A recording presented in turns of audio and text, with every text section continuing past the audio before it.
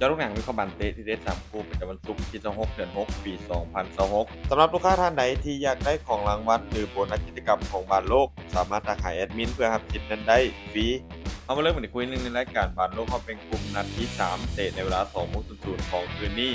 การแข่งขันของกลุ่มไอระหว่างทีมชาติฝรั่งเศสปัจจุบันนำเป็นอันดับ1ของกลุ่มด้วยกันมี6คะแนนจะพบกับทีมชาตินอร์เวย์อันดับ2ของกลุ่มด้วยกันมี6คะแนนเท่ากันแต่ผลต่างประตูได้เสียยังคงเป็นรอง จากผลการแข่งขันนัดแรก2ทีมถือว่าเฮ็ดได้ดีด้วยกันเก็บชัยชนะมาได้ทั้งคู่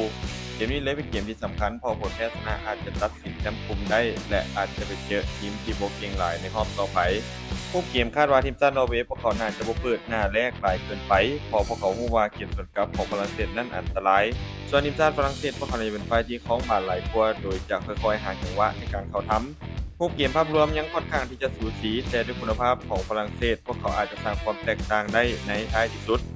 การคาดการณ์สกอร์ที่น่าจะเกิดขึ้นทีมชาติฝรั่งเศสจะชนะทีมชาตินอร์เวย์ไปด้วยสกอร์2-1มาตอนคุย2ในกลุ่ม H ในเวลา 7:00 ของช่วงเช้าการพบกันระหว่างทีมชาติสเปนอันดับ1ของกลุ่มด้วยกันมี4คะแนนจะพบกับอันดับ2ของกลุ่มอย่างทีมชาติอุรุกวัยที่มี2คะแนน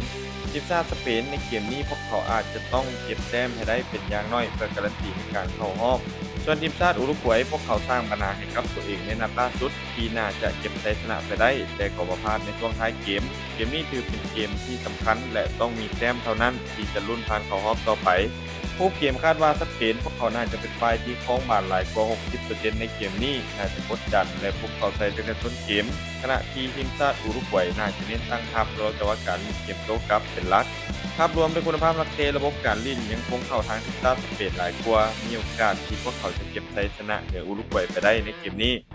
การคาดการณ์สกอร์ที่น่าจะเกิดขึ้นทีมชาติสเปนจะเอาชนะทีมชาติอุรุกวัยไปด้วยสกอร์2-0มาตอนคุย3ในกลุ่มที่เตะในเวลา 10:00 ของช่วงเช้าการพบกันระหว่างทีมชาตินิวซีแลนด์อันดับที่ของกลุ่มด้วยกันมี1คะแนนจะพบกับทีมชาติเบลเยียมอันดับ3ของกลุ่มที่มี2คะแนน ทีมชาติเบลเยียมพวกเขาโชว์ฟอร์มใน2นัดแรกของทัวร์นาเมนต์ที่ค่อนข้างที่จะน่าผิดหวังโดยบ่สามารถเก็บชัยชนะได้เลย